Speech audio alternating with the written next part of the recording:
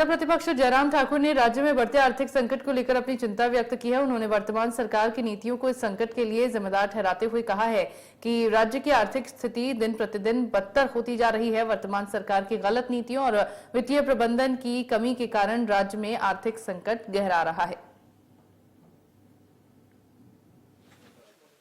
हिमाचल प्रदेश में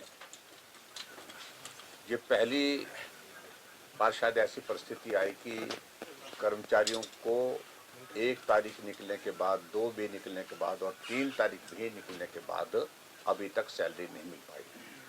और इसका अभिप्राय सीधा है कि हिमाचल प्रदेश में आर्थिक रूप से गंभीर संकट है।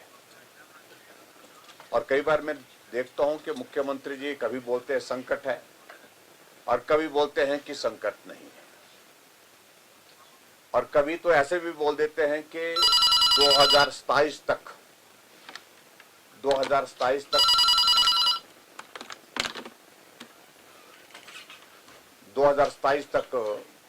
हिमाचल पूरे देश का सबसे समृद्ध राज्य बनेगा। मैं समझता हूं कि अगर इस तरह की परिस्थिति अगर हिमाचल प्रदेश में सरकार के सामने आई है कि वो कर्मचारियों की सैलरी देने में असमर्थ हो गई है और पेंशनर्स की पेंशन देने में असमर्थ हो गई है, इस सारे विषय को बहुत गंभीरता से सरकार को लेना चाहिए। आर्थिक दृष्टि से हिमाचल दिवालियापन के कगार पर लगभग जो खड़ा होता दिख रहा है। विकास कार्य रुके पड़े हैं हिमाचल प्रदेश में, और ऐसी सूरत में जो हमने विधानसभा के अंदर नियम 67 के अंतर्गत पिछले कल नोटिस दिया था कि सारा कार्य स्थगित करके विधानसभा की कार्यवाही का इस विषय पर चर्चा की जाए, लेकिन उस विषय पर चर्चा जो है फिलहाल डेफर कर दी गई है।